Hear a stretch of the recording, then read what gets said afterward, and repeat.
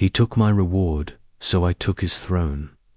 You ever have someone look you dead in the eye?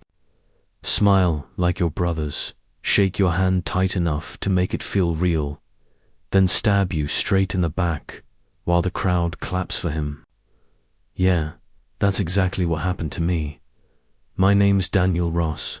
I'm 52 years old. And I've spent the better half of my life believing that hard work pays off, that if you keep your head down, stay loyal, do your job better than anyone else, eventually someone will notice and you'll get your shot. I was wrong. Turns out sometimes hard work doesn't pay you. It pays your boss.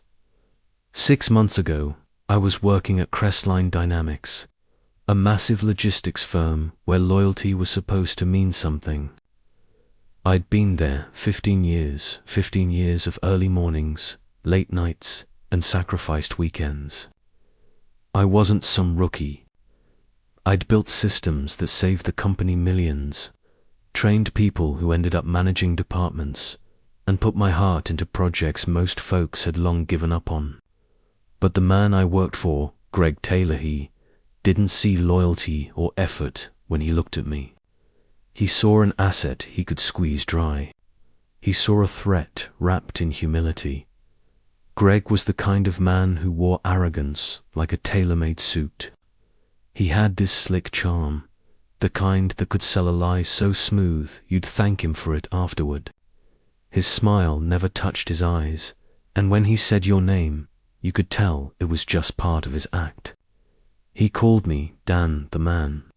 Said it in every meeting, every coffee break, every company dinner.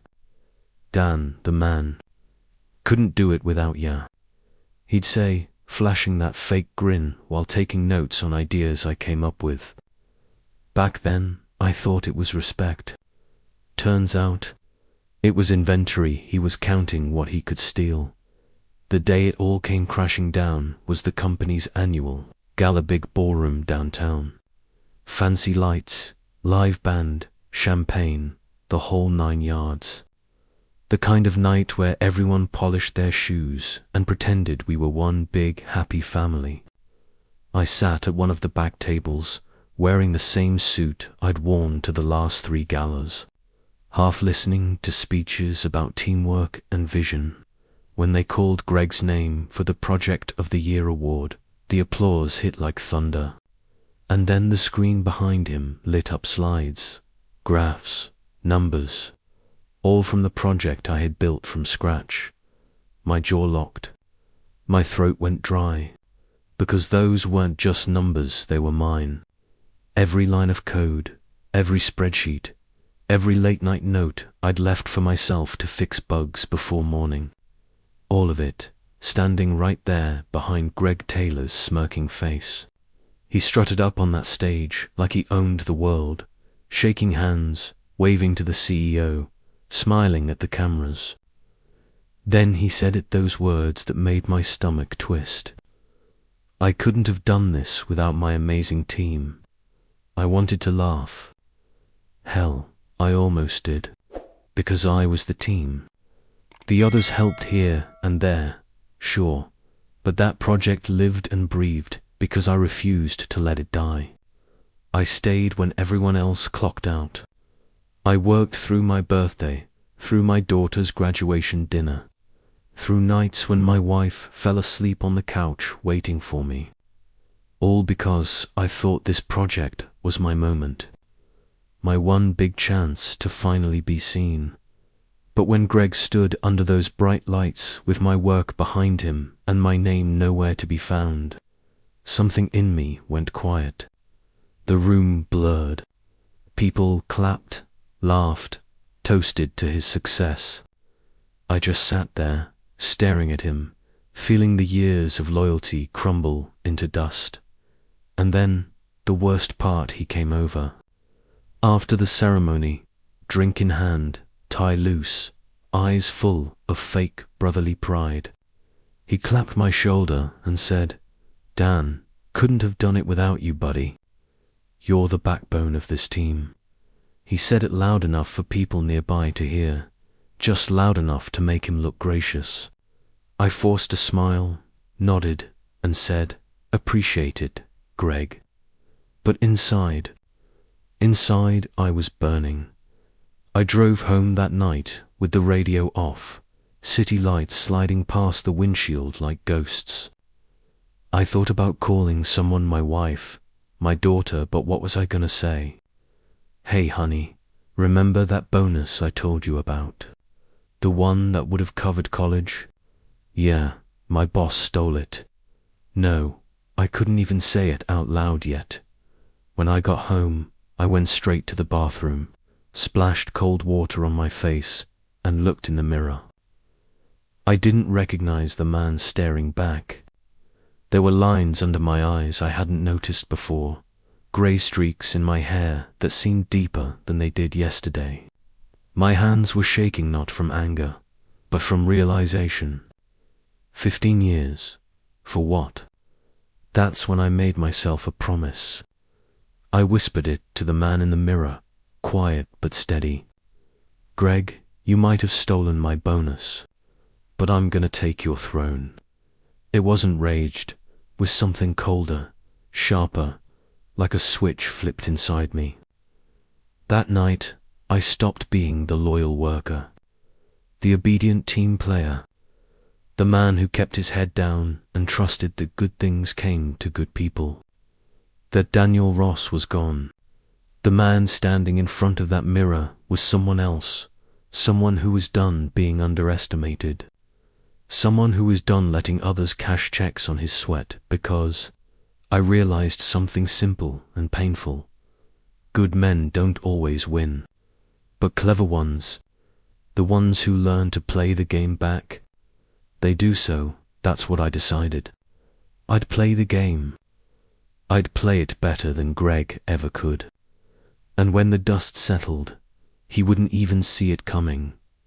That night, as I turned off the bathroom light and walked into the dark hallway, I felt something I hadn't in years. I didn't know how I'd do it yet. I didn't know what steps I'd take. But deep down, I knew one thing for certain. The next time Greg Taylor looked me in the eye, it wouldn't be as his employee. It'd be as his replacement.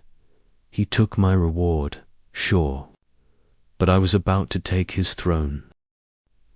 I started at Crestline Dynamics back in 2008, when the economy was shaky and jobs were disappearing like smoke. I was 40 years old, then too old to start over, too young to give up. I'd been laid off from a smaller firm after a merger, and when Crestline hired me as a mid-level analyst, I told myself this was my second chance. I remember my first day clearly. I walked in wearing a cheap shirt from a clearance rack, a tie that never sat straight, and shoes that pinched my toes. Everyone else looked like they'd been born in boardrooms. I felt out of place, but determined. I told myself that if I worked hard, if I proved myself, someone would notice.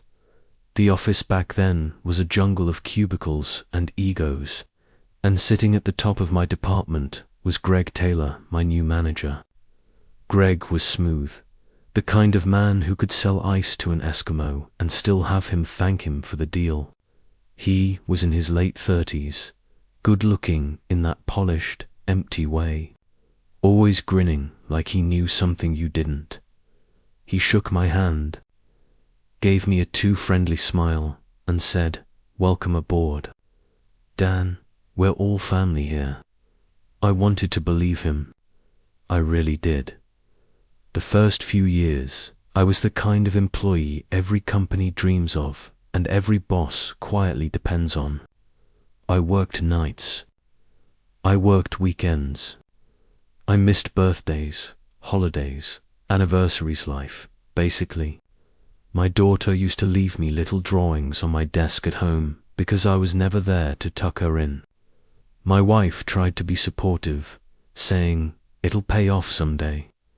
And I believed her, because I needed to. I thought loyalty meant something. Greg loved that about me. He called me his reliable old horse. He'd say it with that easy grin of his, like it was some kind of compliment. And I wore it like a badge of honor because, in my head, Greg was a mentor. He was the guy who'd help me climb the ladder. He'd talk about leadership, about teamwork, about how he saw potential in me. He'd clap me on the back and say, "Stick with me, Dan. You're gonna go places." I didn't realize he meant carry me there on your back. Back then, Crestline was expanding fast. There was always a new project, a new department forming, a new challenge to take on. I volunteered for everything. I wrote reports that others wouldn't touch. I fixed systems that were falling apart. I made sense of data that nobody wanted to look at. And every time a project succeeded, Greg was there at the final meeting, smiling and shaking hands with the executives, taking the credit for his team's excellent work. At first, I didn't notice it. The company was big, the chain of command long.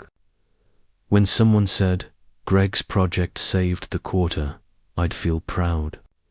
I'd think, well, at least my work's being seen somewhere.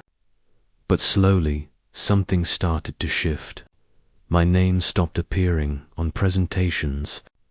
When executives walked through the office, they'd stop by Greg's desk, not mine. They'd say things like, "Brilliant analysis, Greg," or "We loved your solution last quarter." And Greg, with that same fake humility, would say, "Oh, thank you." But I couldn't have done it without my team. He'd glance in my direction, smile, and move on. It took me years to understand that every team comment was just camouflage. Every "we" he used was really me. Every time I handed him a report for review, it came back with his name at the top.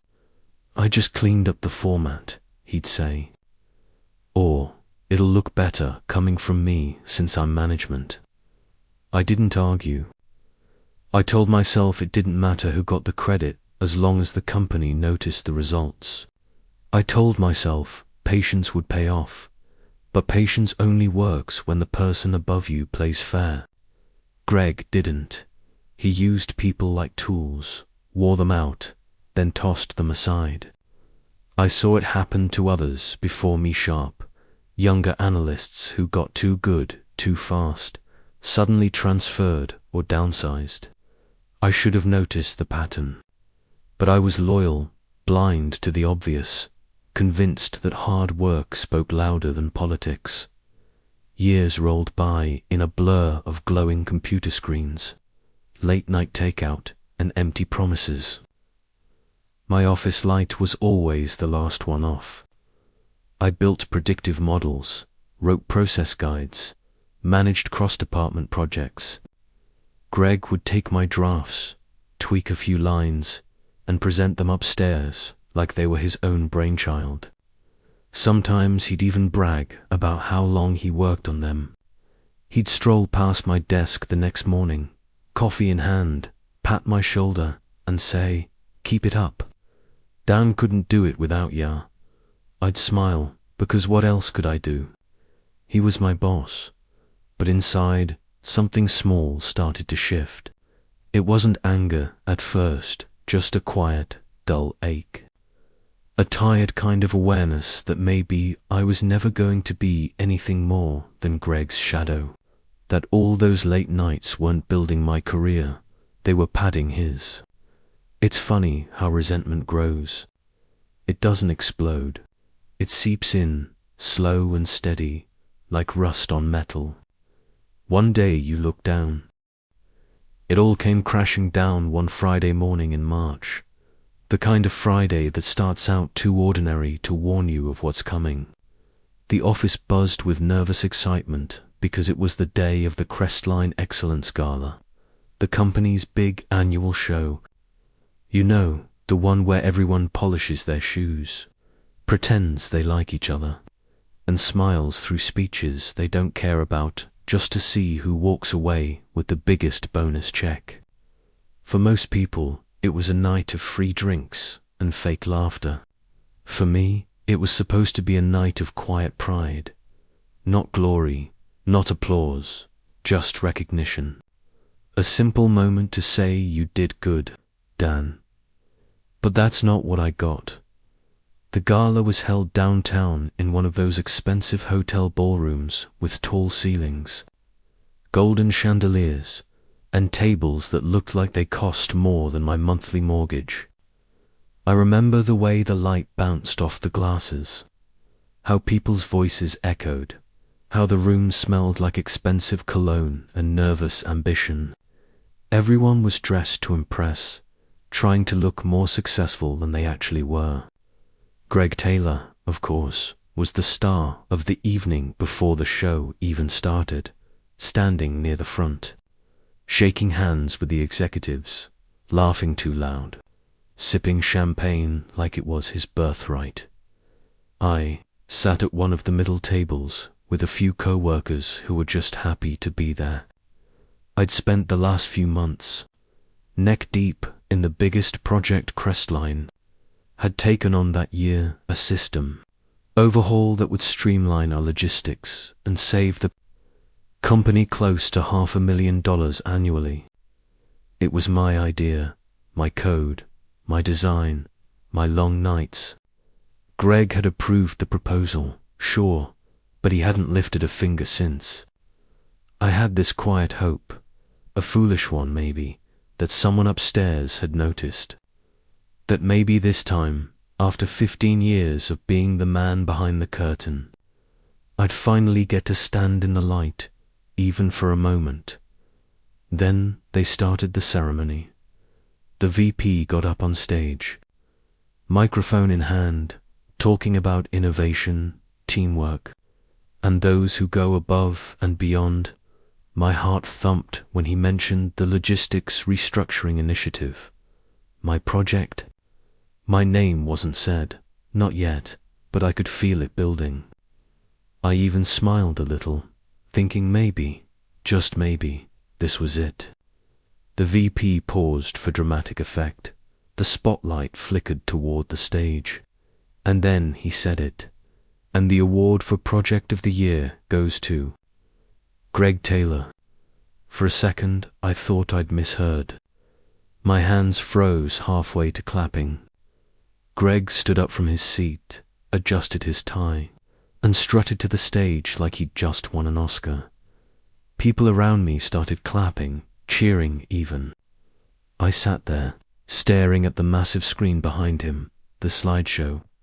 They were projecting for everyone to see, and my stomach dropped. Those were my slides.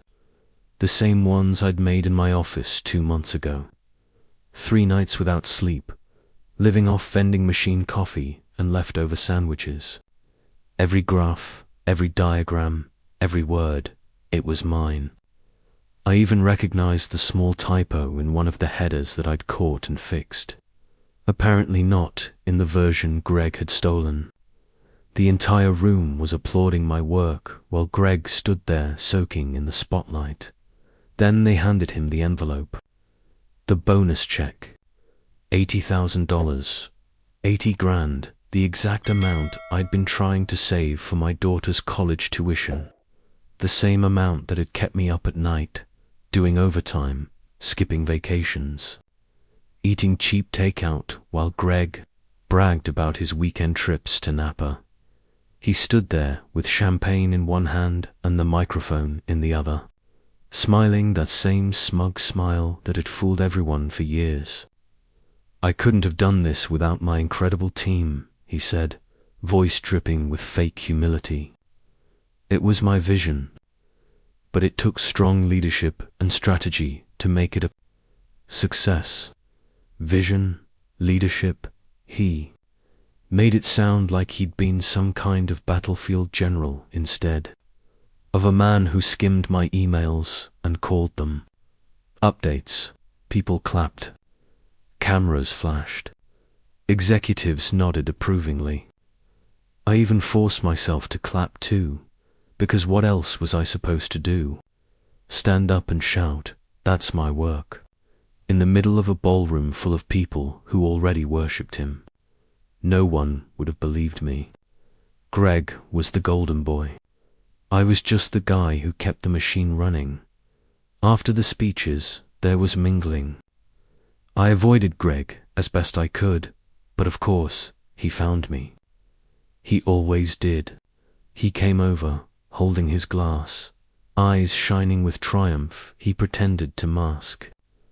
"Dan couldn't have done it without ya, buddy," he said, clapping me on the shoulder. His voice was full of fake gratitude, but his eyes said something else. "I won, and you'll take it." I wanted to say something. I wanted to tell him he was a thief, a fraud, a coward hiding behind my sweat. But all that came out was a weak chuckle. "Glad it went well," I muttered. He grinned, raised his glass, and walked off to take pictures with the CEO that night. After the gala, I drove home in silence. No radio, no music, just the hum of the engine and the echo of applause that wasn't meant for me. The city lights blurred outside my window, and I felt like I was watching my own life from the passenger seat.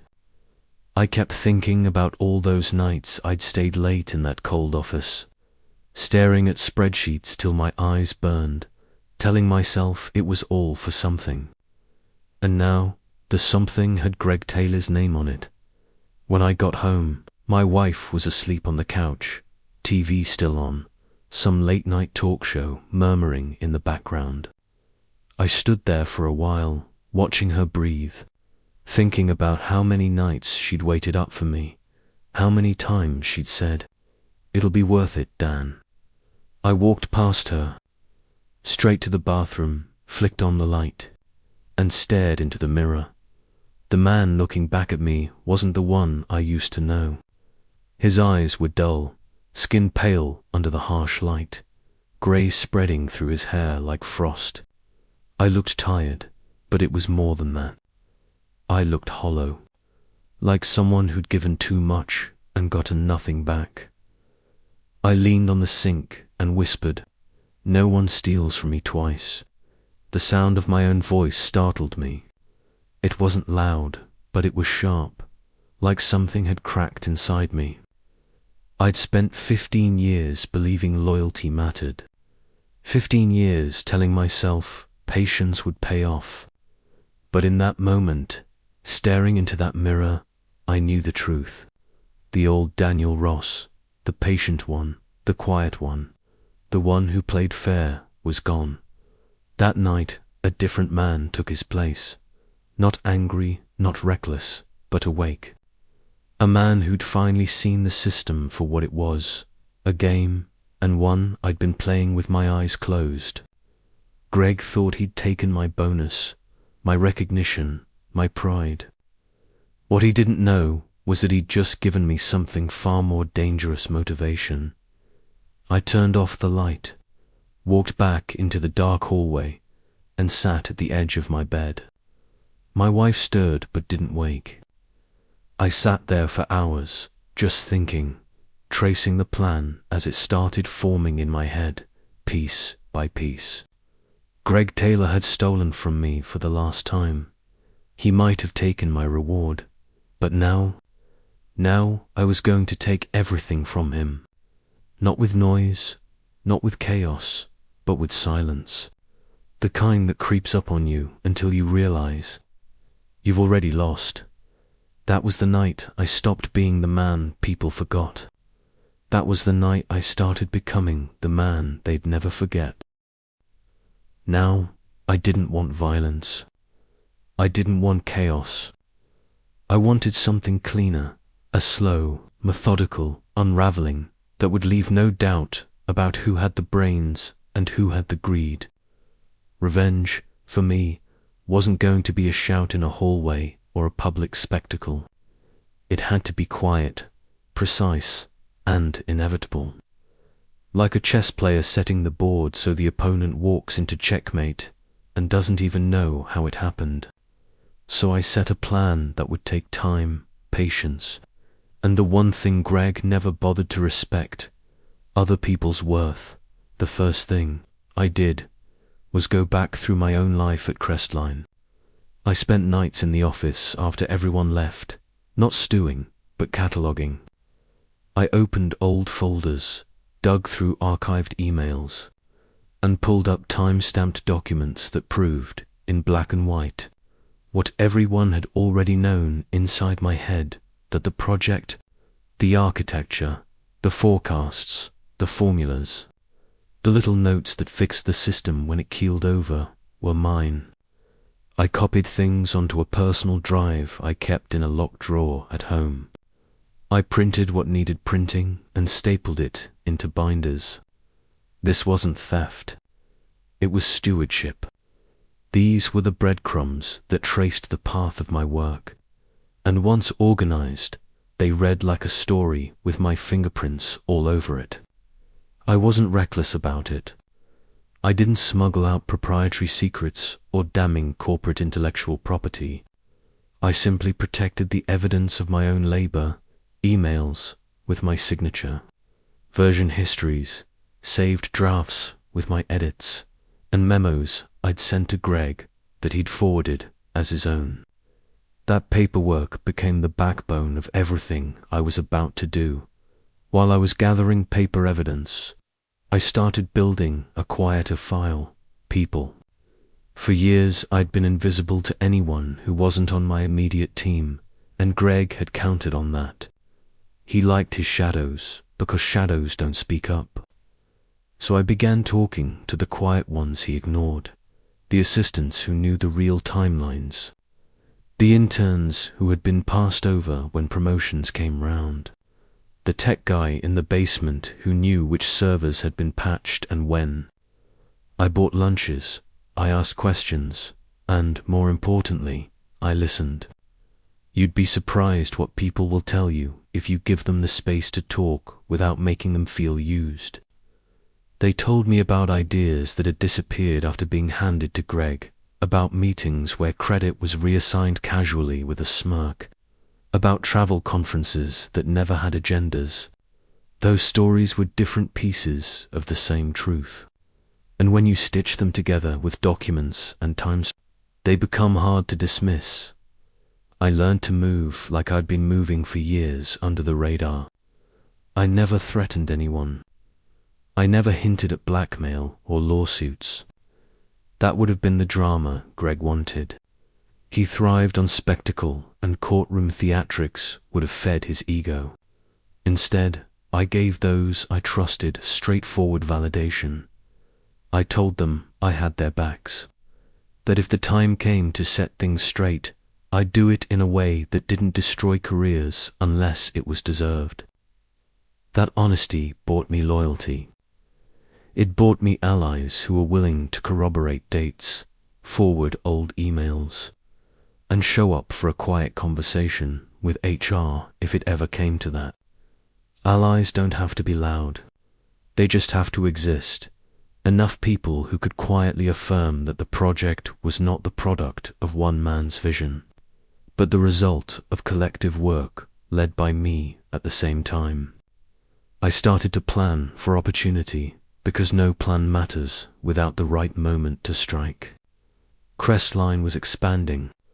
Rumors floated through the office about a new executive division in Denver. It was a big deal, a strategic play for the company, and the kind of posting that came with influence, budget, and real power. Greg dismissed it out loud. Not my thing, he laughed in the break room, making it clear he felt above new roles or exposure. That complacency was the crack I needed. I polished a version of my resume that told the truth, but framed it in corporate language Greg had no patience for. Leadership, systems integration, cross-functional coordination, measurable savings. I didn't make promises I couldn't keep. I wrote facts I could prove. Then, quietly, I sent my application. But applying was only a small part of it. I wanted to make sure I wasn't just another name in a pile. So I offered value to people in Denver before I even had their attention. I consulted on a small pilot remotely, a few suggestions on how to streamline shipping routes, a quick fix on a reporting dashboard. I didn't trumpet my work. I simply delivered results and let the numbers speak. People noticed a calmness in my reporting, a nonsense approach that felt, to their ears, rare. I followed up politely, shared insights, and built a reputation separate from the politics back in headquarters. I made myself visible in a way that Greg could not replicate with his charm and shallow handshakes. It was strategic visibility, present, helpful, unthreatening until the offer letter arrived. While I quietly built that external credibility, I also created internal pressure without breaking any rules. I documented Greg's spending patterns, not to sneak at him, but to create a trail for compliance if necessary. He'd become sloppy over time. Small personal trips claimed as conferences, receipts that didn't match hotel bookings, lunches that looked like dinners with family. I didn't forward anything recklessly. I saved it. I let it sit in a folder with my other documentation. If you want a man to fall from a height, sometimes all you need to do is move the ladder. For months, I lived in two worlds. At the office, I kept doing the job I'd always done, but with a different posture. I asked for accountability in meetings. I CC'd people who had been left out of threads before. I made sure the work I did could be traced. I kept my temper in check and learned a different kind of ferocity, disciplined, patient, surgical. Outside of work, I kept building the case for myself, networking with Denver leadership, aligning my achievements with company priorities, and making sure the story I had in paper matched the person they were beginning to trust. It was exhausting, but purposeful. Each small action was a brick, and together they were building the path to get me upstairs. Finally, after 3 months of quiet accumulation, the opportunity arrived. A call from HR asking if I'd be willing to interview for the Denver director role. I didn't celebrate in my car that day. I sat very still and rehearsed nothing. I let the evidence speak for me, the binders in my drawer, the people who owed me a favor, the pilot project metrics that showed measurable improvement. I walked into the interview calm and factual, answered questions without flourish, and let them see the depth of the work I'd done. I didn't brag about exposing Greg. I simply told the truth about what I could deliver for the company. My story, backed by documents and quiet witness, was more compelling than any speech Greg could have bought with his smile. When the offer came and I signed up for the Denver role, the plan had a new phase, repositioning for power. I would not go in for blood. I would go in with authority, structure, and a mandate to make things run. Greg's dismissal of the role had blinded him to the possibility that a mid-level analyst could be seen as a leader. He'd spent years stealing credit because he assumed the ladder was his alone. He never imagined the person he'd ignored could climb it and look down.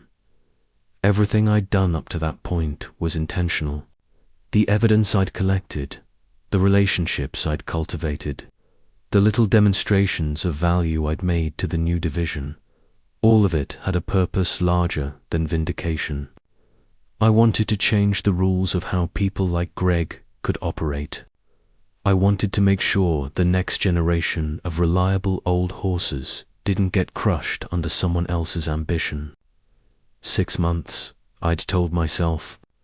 6 months to turn the tables. It wasn't fast, and it certainly wasn't pretty, but it was mine, and it would be the way I'd take my throne. While Greg strutted around the office like he'd conquered the corporate world, I was already a ghost in the machine, not loud, not visible, but present everywhere that mattered. He didn't know it yet, but the same network he'd built to elevate himself was quietly turning toward me. And the best part, I didn't have to sabotage him. He was doing that on his own. All I had to do was make sure that when the fall came, there'd be witnesses, the kind who didn't speak much, but remembered everything. While Greg was busy basking in the afterglow of his so-called success, I made sure every report I sent to Denver had my name on it, clean and clear. I wrote summaries that got forwarded to senior directors, not through Greg, but directly to their inboxes when they reached out to me for clarification. The Denver team liked how I talked, steady, practical, no nonsense. They'd ask, "Dan, how would you handle this issue if it came your way?" And I'd give solutions that worked. Not flashy, just effective. The kind of advice that saved money and kept people happy. After a while, I noticed something. My emails were being shared across departments. People were quoting me in meetings I wasn't even part of. One of the regional directors even wrote, "We could use more Daniels in this company." That's when I realized the balance had started to tilt. Greg was still busy throwing his name around in press releases and internal newsletters, but his foundation was cracking. He just didn't feel it yet. I wasn't chasing attention. I was letting competence speak. There's a certain kind of satisfaction in watching the same system that buried you start to surface your name because you simply do the job better than the ones who took the credit. And then, like a gift from the universe, came the thing that changed everything. A discovery I hadn't even been looking for. One night, while finalizing an audit document Greg had forwarded me to review, I noticed something odd in the expense reports. A series of weekend conferences listed under professional development. Each invoice looked legitimate, but something about the hotel names didn't sit right. They weren't conference hotels. They were resorts. Beachside, high-end. I recognized one. It was in Maui, so I did a quiet search through our travel system. No conference registration, no internal booking. Just Greg's personal email address attached to a few flight reservations that had been reimbursed through company funds. Now, I could have gone to HR. I could have blown the whistle and watched him crumble overnight. But that wasn't my way. That would have made me look bitter, petty, like another disgruntled employee trying to get back at a superior. And besides, direct attacks make noise, and noise gives people time to react. What I needed was silence. Silence creates paranoia. Silence makes people unravel on their own. So I didn't expose him. I simply let the right people see what they were already missing. I started CCing Greg's finance assistant on innocuous emails. Things like, "Hey, just confirming the reimbursement details Greg mentioned for the recent trip. Want to make sure accounting's in sync. Innocent enough, right?" But that assistant was sharp. She'd seen discrepancies before and knew how to connect dots. I didn't accuse. I didn't suggest. I just planted a question. A quiet, reasonable question that would live in her head long after she logged off. Then, at a coffee chat with one of the senior auditors from Denver, an older guy named Mark, who respected clean ethics, I casually mentioned how Greg seemed to travel more for conferences than the rest of us. He chuckled, said, "Yeah, he must have the best schedule in the company." I smiled and let it go. But a week later, Mark asked me to send over Greg's last few project expense summaries for records. Again, I didn't volunteer. I'd just provided. By the second month, the whispers had started. Little things at first. A question here, a double check there. Greg began getting emails from finance about verifying travel documentation. You could see the irritation in his face that twitch he got when something wasn't under his control. He brushed it off at meetings, but I noticed him staying later in the office, his door shut more often. Arrogance doesn't like being questioned, and he'd never learned how to defend himself with facts. Only charm. Meanwhile, I kept doing what I did best, delivering results. Denver's leadership was using my strategies for 2 pilot programs, both of which exceeded projections. Suddenly, my name started popping up in executive meetings. "Let's loop Daniel in on this," they'd say. I wasn't even officially in the division yet, but somehow I was the one people trusted for direction. Greg didn't notice it right away, but when he did, you could see it in his eyes, that flicker of fear.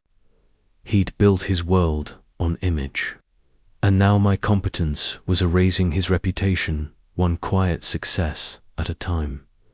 It's funny how corporate power works. You can sit in the same building, wear the same badge, and yet live in completely different worlds.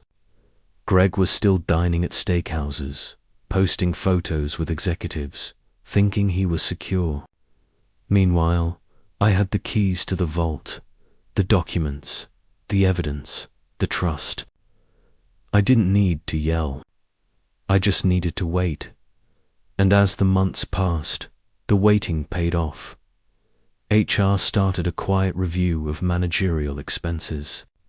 They didn't announce it. They never do. They just began asking questions to the right people. The assistant who'd noticed the reimbursements. She'd done her job. The auditors had followed their trail. I didn't push.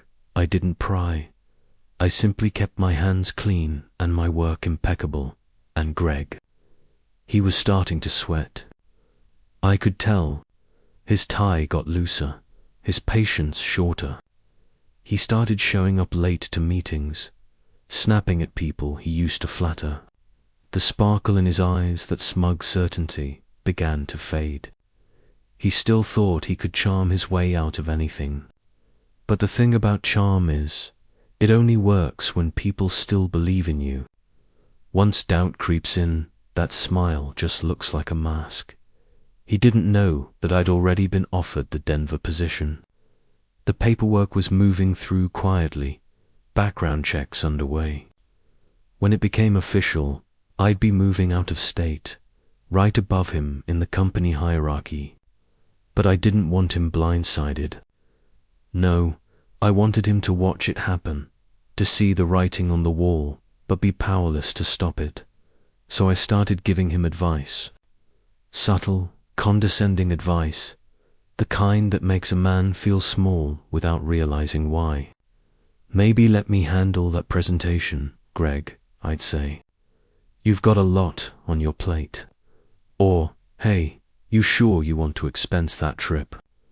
Finance is getting strict lately." He'd laugh it off, pretend not to care. But his hands would tighten around his coffee cup. It was a strange kind of poetry, watching him drown in the same arrogance he'd used to step on everyone else. The very systems he manipulated were now tightening around him, and all I did was step back and let gravity do the rest. By the 3rd month, his sparkle had dimmed. He looked tired, cornered. People were whispering about investigations, policy reviews, potential restructures. And through it all, I just kept sending clean reports to Denver, signing my name with quiet confidence. Because that's the truth about power. It doesn't always roar. Sometimes it just waits. And in my silence, Greg's downfall had already begun. He thought he was still the king, but kings forget. Crowns attract lightning. It happened on one of those ordinary Tuesdays, the kind where you expect nothing except the usual meetings, the stale coffee, the hum of fluorescent lights. I was halfway through an early report when my phone lit up with a number I didn't recognize. The display read Crestline HQ, private. Usually, That meant a company-wide notice or some internal memo, but this was a direct call. I answered with a steady voice, even though my heart ticked faster than the clock on the wall. Daniel Ross. The voice said firm, composed, a tone I recognized from high up the food chain. This is Rebecca Miles, Vice President of Operations. I froze for half a second. I'd exchanged polite emails with her before, the kind that end with thank you for your time, but never a phone call. Good morning, Rebecca, I said, doing my best to sound casual, like I wasn't suddenly wide awake. She continued, we've reviewed your Denver proposal. The division directors are impressed with your strategy and leadership reports. Are you available for an interview this week? It was one of those moments where every thought races at once. I wanted to shout, to laugh, to ask her if she was sure she had the right guy, but instead, I kept it measured. Of course, I said. I'd be happy to discuss it any time that's convenient for you. We set the date for Thursday. When I hung up, I just stared at my phone for a long moment. My hands were trembling. 15 years of hard work, stolen credit, and quiet patience were boiling under my skin. But not from anger this time, from vindication. For the first time in a long time, I wasn't the man in Greg Taylor's shadow. I was standing in my own light. The next few days felt like moving through a fog of adrenaline and focus. I prepared like my life depended on it. Every question they might ask, I had an answer, not memorized, but lived. I knew the numbers, the processes, the culture. I wasn't a man pitching ideas. I was a man who had lived them, repaired them, carried them on his back. When Thursday came, I dressed in my best suit, not new, but perfectly pressed, and walked into that virtual interview like it was the moment the tide turned. There were 5 people on the call. Rebecca, 2 directors, a CFO from Denver, and a silent HR observer taking notes. They asked about leadership philosophy, about restructuring, about handling adversity. Funny thing, every answer I gave came from the pain Greg had caused me. They asked about managing under pressure.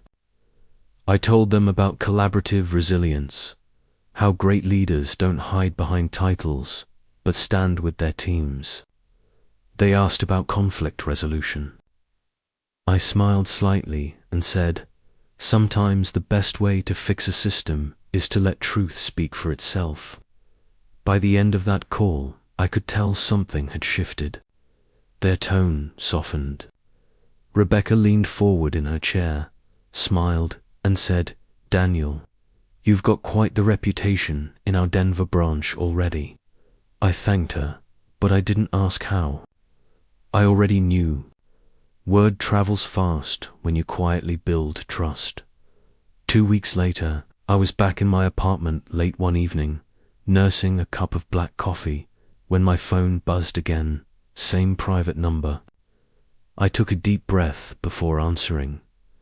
Daniel, Rebecca said, we'd like to formally offer you the position of Director of Operations for our Denver division. The team is excited to have you on board. For a moment, I couldn't even speak.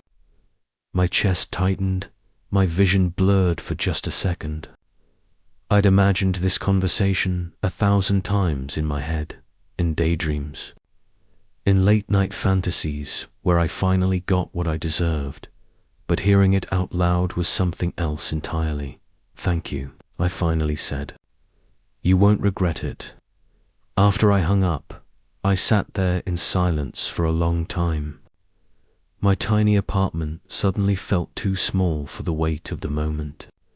I wasn't thinking about the paycheck, though the offer was staggering double what I'd ever earned before. I wasn't even thinking about the office view or the title. I was thinking about Greg Taylor, because in that moment, I realized what poetic justice really looked like when I officially accepted. The HR announcement went out company-wide. We are thrilled to announce Daniel Ross as our new Director of Operations for the Denver division. I read it on the intranet with a slow grin spreading across my face. My name was there, not buried in fine print, not hidden behind someone else's signature. My name in bold. It was a Friday afternoon when the real fireworks started. I was packing up some files when I heard Greg storm down the hallway. His steps were fast, angry. The door to my new office flew open before I could even look up. He was red-faced, breathing hard, jaw clenched tight. For the first time since I'd known him, he looked smaller, not in height, but in stature. "You," he barked, his voice trembling with disbelief. "You can't be serious." I looked up calmly, meeting his eyes. "Greg," I said, keeping my voice even, "close the door." He did, reluctantly, slamming it shut behind him. The walls seemed to shake. He paced across the room, waving his hands. "They can't just... You don't have the credentials for this. You're a data guy, Daniel. You don't know what it means to lead at this level." I leaned back in my chair, folded my hands, and smiled faintly, not smug, not mocking, just the calm of a man who no longer had to prove himself. "Greg," I said softly, "you remember that time at the awards ceremony when you said you couldn't have done it without your amazing team?" He froze, eyes narrowing. I continued, "Guess that goes both ways now." For a second, the room was silent except for the ticking of the wall clock. His face twitched, anger, humiliation, disbelief all blending together. He wanted to yell, to insult, to find a way to claw back control. But there was nothing left to say. The hierarchy had shifted. He stammered, "You think you've won, huh?" I stood up, slowly, deliberately. "No, Greg," I said. "I think I finally got what I earned. The winning part, that's just a bonus." He glared at me one last time, his pride splintering right there in front of my desk. "This isn't over," he muttered, and stormed out, slamming the door so hard the picture frames rattled. When he was gone, I exhaled, not from relief, but from release. 15 years of being overlooked, underpaid, undermined, all of it had led to that single moment. Later that day, the internal restructuring chart was emailed out to the entire company. The new hierarchy was clear. Greg Taylor, Senior Operations Manager, reporting to Daniel Ross. Director of Operations. I must have read that line 10 times. Just to be sure. I looked out of my new office window, the Denver skyline stretching out before me, the mountains catching the evening sun. My reflection stared back in the glass, older, sharper, but at peace. I thought about that bonus he'd stolen, that moment under the bright lights when he'd taken credit for my work. I realized something. Money fades, applause fades, but position rewrites the story.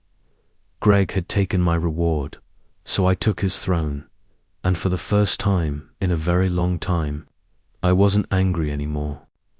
I was free. Revenge isn't always loud. Sometimes it's quiet, so quiet that no one even realizes it's happening until it's far too late. When I finally sat behind the desk that used to intimidate me, with the Denver skyline gleaming through the glass, I knew I could have fired Greg Taylor that very first week. I could have written up a list of his performance inconsistencies, called in HR, and watched him pack up his ego into a cardboard box. But no, that would have been too easy, too quick. The truth was, I wanted him to feel it, to live in it. to understand what it meant to be dismantled the way he'd dismantled me, not through rage or confrontation, but through patience. Slow, methodical, professional patience. So I gave him projects, the kind he used to dump on me when he was my boss. Impossible timelines, vague directions, no clear ownership. I knew exactly how they felt, how they burned you from the inside, how they made you question your competence while your boss sat back, pretending it was good for your growth. I watched him struggle. At first, he tried to mask it, staying late, calling extra meetings, pretending to manage his team. But I saw the cracks almost immediately. His charm, that effortless grin, the confident tone that once charmed upper management, it started slipping. He'd walk into briefings looking tired, unshaven, and slightly desperate. Every week, he sent me his progress reports, and every week I'd send them back with neat little comments in red. "You can do better, Greg," the same phrase he'd once used on me. Back when I was killing myself to meet his deadlines. Back when he'd smirk and say it loud enough for everyone to hear. Now, when I said it, I didn't raise my voice. I didn't need to. The quiet was louder than any humiliation he'd ever given me. At meetings, I watched how the staff looked at him. People notice when the power balance shifts. He used to command the room. Now he stumbled through presentations, deflecting questions, mumbling excuses. The younger analysts stopped looking at him with respect. They looked at him the way people look at a storm that's already passed. I didn't interfere. I just let the natural order take its course. The more his performance dipped, the more defensive he became. He started pointing fingers, first at his assistant, then at the data team, then at the market. Classic deflection. The fatal move of every fading leader. You never survive in corporate when you start blaming everyone else. And that's when I made my quiet move. See, during my first few weeks in this new position, I'd done what Greg never expected me to do. I studied everything. Every department, every report, every reimbursement file. That's when I noticed the same pattern I'd seen before. Travel expenses. Those mysterious conferences that never seemed to exist. Little weekend retreats charged to the company card, labeled under client outreach. I didn't act right away. Timing is everything, so I waited. Let him stack a few more trips, a few more careless reimbursements. I let him feel comfortable, like no one was watching. Then, one morning, after reviewing his latest batch of travel claims, I quietly attached them to an internal email. No name, no signature, just a short, anonymous note. These expenses may warrant review for compliance verification. I sent it straight to the internal audit and compliance department. Then I sat back and watched. 3 days later, I came into the office and noticed something strange. Greg's desk was empty. No coffee cup, no jacket on the chair. His computer was locked, his monitor dark.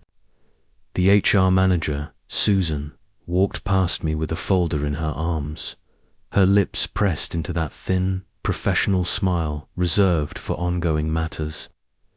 By lunch, the whispers had begun. Suspended pending review. That's what the email said. Clean, corporate language. No fireworks. No accusations. Just silence, the kind of silence that ends careers. 2 weeks later, the termination notice came down. Violation of company policy, misuse of corporate funds. No farewell lunch, no goodbye emails, no final speech, just a quiet exit. The man who once strutted through the halls like he owned the place left through the side door, head down, escorted by security. I didn't attend the HR debrief. I didn't gloat. I didn't even mention his name. That was the beauty of it. He didn't fall because I pushed him. He fell because he built his empire on hollow ground. And when the wind changed, it crumbled beneath his own weight. That night, when the office lights dimmed and the cleaning crew began their rounds, I stayed behind, sitting in the glow of my monitor. My inbox pinged an automated message from finance. Loan is approved and processed. I opened the attachment and there it was, my bonus check. My name printed clearly where it belonged, not in small letters under someone else's achievement, not buried behind Greg Taylor's smirk. I leaned back in my chair and let out a long breath. It wasn't laughter, exactly. More like release. The kind that comes when justice doesn't need applause. Outside, the Denver skyline shimmered with late-night light.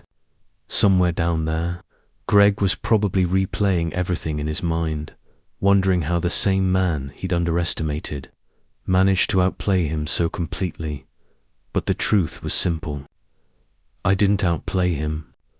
I just waited. I stayed steady while he burned himself out trying to stay ahead, and in the end, when the smoke cleared, there was nothing left for him to hide behind.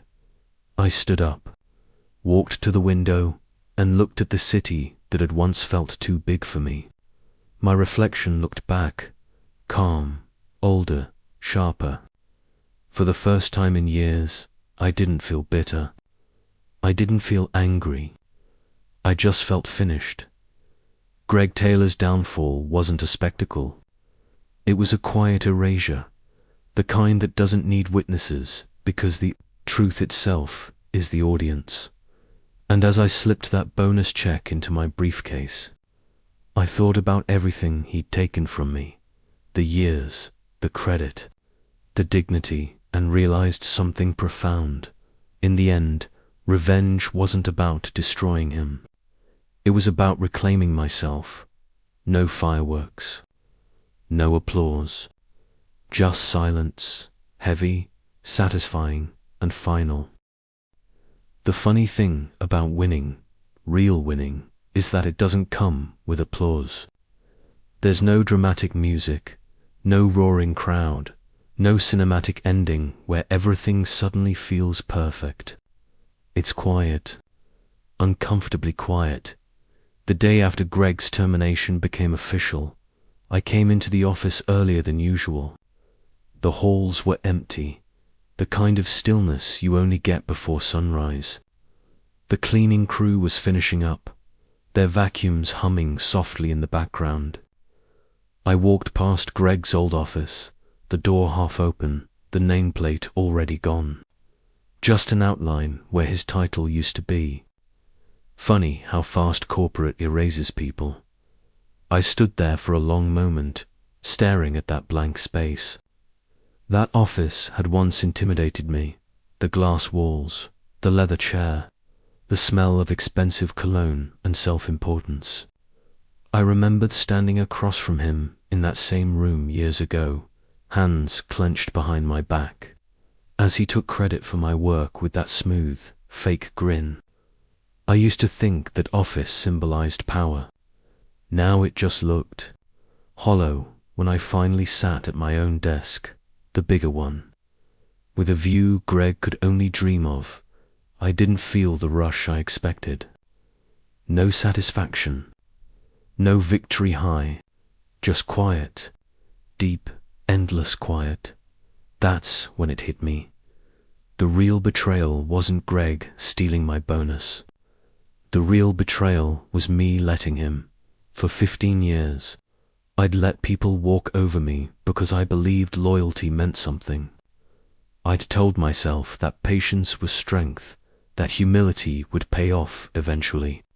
But somewhere along the way, I confused silence with dignity, and that's what broke me the most, realizing how complicit I'd been in my own exploitation. I wasn't just betrayed by Greg Taylor. I was betrayed by the version of myself who thought being the bigger person meant staying quiet while others cashed in on my sweat. I leaned back in my chair, closed my eyes, and let that truth sink in. Winning didn't feel triumphant. It felt like waking up after a long, foggy dream and realizing how much time you've lost. The following weeks were strange. The office carried on like nothing had happened.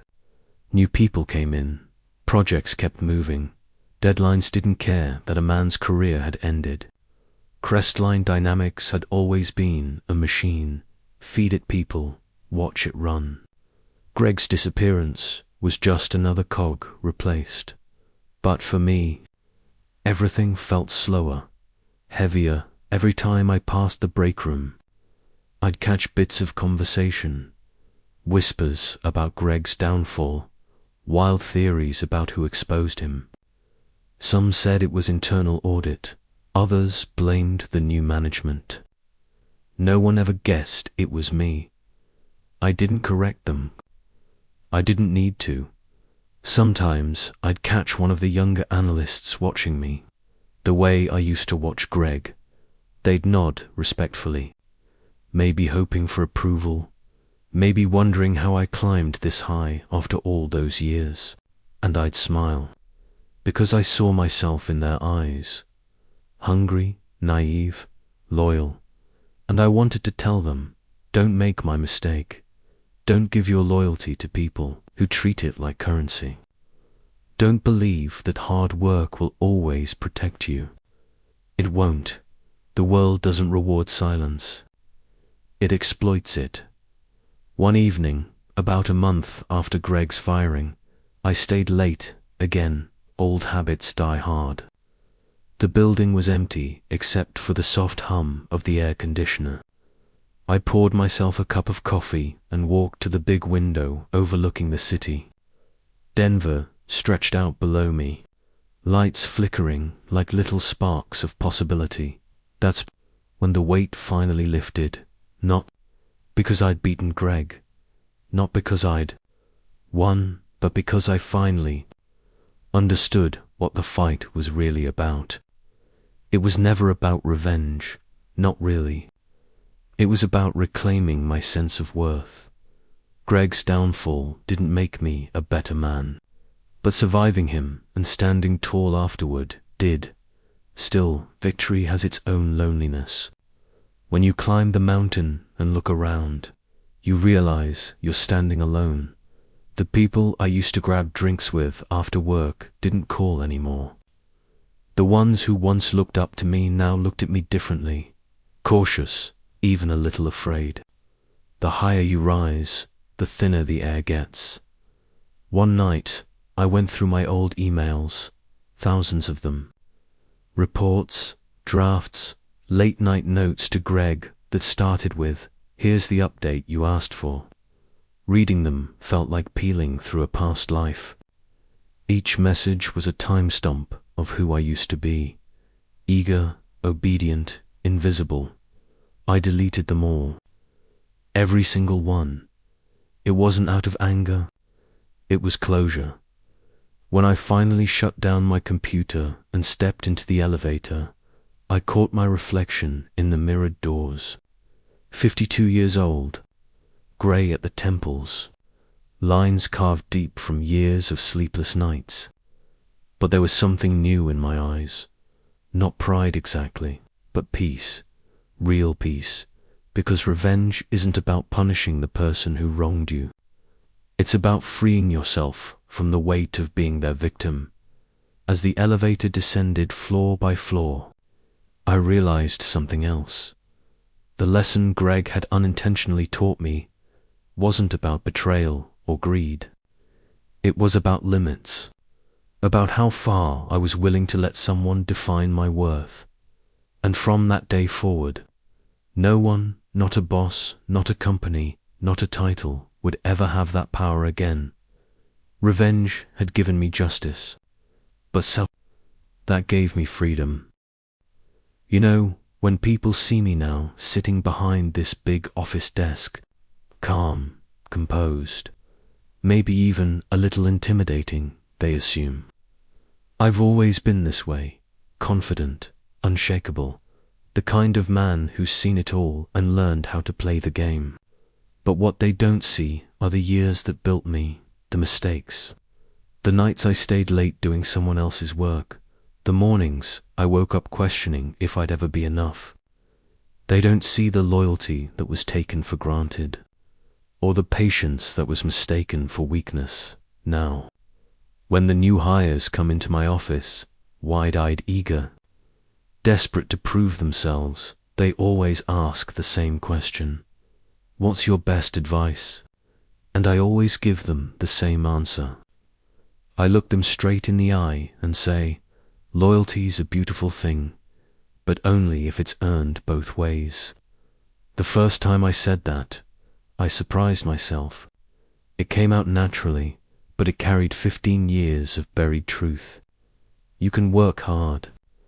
You can show up every day. You can pour your soul into a company, into a project, into someone else's dream. But if that loyalty isn't respected, it turns into a leash. And before you know it, you're standing still while someone else walks away with everything you built. I still believe in hard work. That part of me hasn't changed. But now I work smarter. I protect what's mine. I document. I credit. I make sure no one can erase my name from my work ever again, because the world doesn't reward silence. It rewards results. If someone tries to take credit for what you've built, don't waste your energy begging them to see your worth. Don't chase their validation. They already know your value. That's why they tried to steal it. Instead, step back, rebuild, create something they can't touch. And when you do, don't shout. Don't gloat. Just let your success speak for itself. I've learned that the sweetest kind of justice doesn't come from arguments or revenge plots. It comes from progress, from turning your pain into purpose, from standing so tall that the people who once towered over you have to tilt their heads just to meet your eyes again. When I took over Greg's position, when I became the man who once looked down on me, I thought the satisfaction would come from seeing him fall. But that wasn't it. The real satisfaction came months later, when I realized I no longer thought about him at all. He had become irrelevant to my story. That's when I knew I'd truly won, because revenge, at its core, isn't about destroying someone else's life. It's about rebuilding your own better than they ever expected you could. These days, when I walk through the office, I see pieces of my old self in the younger team members. The ones who stay late, skip breaks, try to impress their managers by taking on too much. I stop and tell them to go home, to rest, to value their time as much as they value their output. I tell them about Greg sometimes, not his name, but the lesson he taught me. I tell them how success isn't measured by who praises you, but by who can't ignore what you've built. And I mean every word. Because if there's one thing life in corporate taught me, it's this: no one is going to hand you respect. You have to claim it, quietly, consistently, and when you finally get it, protect it like gold. I'm not bitter anymore. Those days are gone. The anger, the resentment, they've burned out, leaving something stronger in their place. Perspective now. When I lock up my office at night and look out at the Denver skyline, I don't see competition anymore. I see possibility. I see the long road it took to get here, the missteps, the betrayals, the moments I nearly quit, and I feel proud, because I didn't just survive what Greg did to me. I transcended it. I learned that forgiveness doesn't mean forgetting. It means remembering without letting it poison you. It means taking the lesson, not the wound. So if you're listening to this and someone's stolen your credit, your time, your effort, don't break yourself trying to get even. Build yourself until they can't touch you, because one day they'll see your name on something bigger, something brighter, and they'll realize too late that the person they underestimated didn't just recover. He rose. That's the real victory. Justice doesn't always arrive with thunder. Sometimes it comes quietly in the form of success, peace, and a view from the top that only you've earned. And when you finally get there, you'll understand what I mean when I say, you don't need to shout when you're standing above the noise. When I look back now, sitting in this corner office with the city lights stretching out like a blanket of quiet stars, I realize something I never saw coming. I spent so many years chasing the idea of the throne, believing that once I got here, everything would finally make sense. The title, the pay, the recognition, the respect. It all sounded like redemption, like the proof that the years I'd lost under Greg's shadow meant something. But when I finally got here, when the office door closed behind me and the nameplate read Daniel Ross, Director of Operations, I didn't feel victorious. I didn't feel like a conqueror standing atop the ruins of his enemy. I felt still, empty even, like I'd reached the top of a mountain and realized there was no one else there. I became the boss. I got the title, the respect, the pay. I got everything Greg once had, and more. But what really changed me wasn't the position. It wasn't even the revenge. It was the journey that took me here, the nights of doubt, the quiet plotting, the rediscovery of who I really was, when everything I'd built was stolen from me. I learned that dignity, quiet, unspoken dignity, can cut deeper than any blade. Because revenge doesn't have to roar. Sometimes it whispers. Sometimes it just smiles. Greg lost his job, sure. His reputation, his comfort, his pride, all gone. But what I gained was far greater than anything money or title could ever give me. I found my spine again, my voice, the version of myself I used to bury under endless yes sirs and polite silences. I found the man who knew how to fight without shouting, how to win without gloating, how to walk away without looking back. The day HR officially confirmed Greg's termination, I didn't celebrate. I didn't pop champagne or brag in meetings. I went home, made myself a cup of coffee, and sat on my back porch watching the sun dip below the mountains. The same mountains I used to stare at on my drive home when I was still under him, back when I thought success meant being noticed. Now, I understood something much deeper. Success isn't about being noticed. It's about being remembered, and not for how loudly you fought, but for how gracefully you rose. I've had people ask me since, Daniel, do you ever regret it?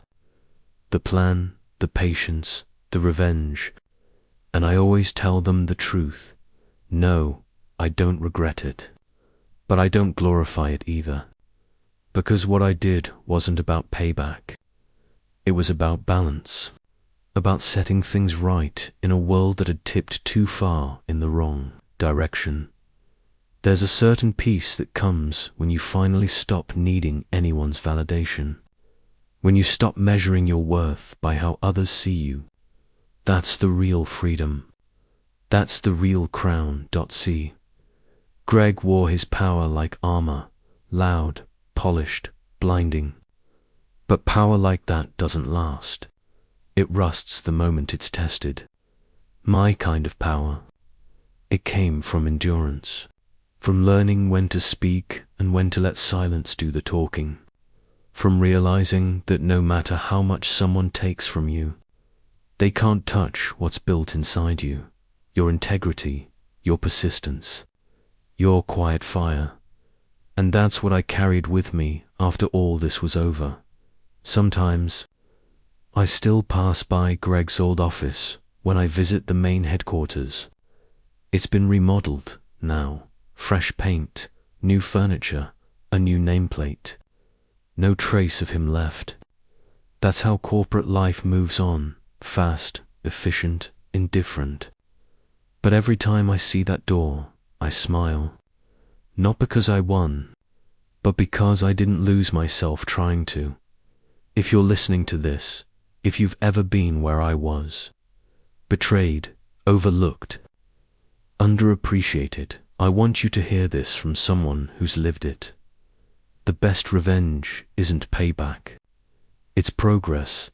It's walking into the same room where you were once dismissed and being the calmest person there.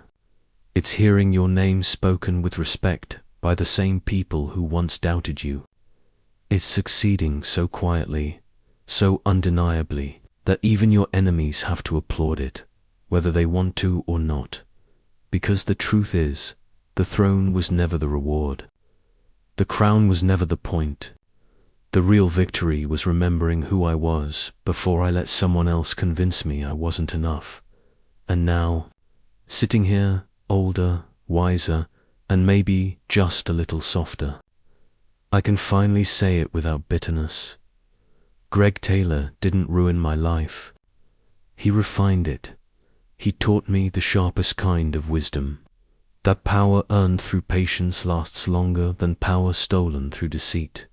So yeah, I became the boss, but not the kind Greg was. I became the kind of boss who listens when someone speaks, who gives credit where it's due, who remembers what it felt like to be invisible. That's my real revenge.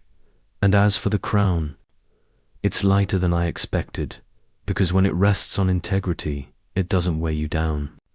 It lifts you up. So if you're out there, sitting in your car after a long day, feeling cheated, overlooked, like the world's passed you by, don't break yourself trying to prove them wrong. Build yourself until they can't ignore you, because someday, when you're sitting where I am now, you'll understand the throne was never the goal. It was just the lesson that led you back to your own worth.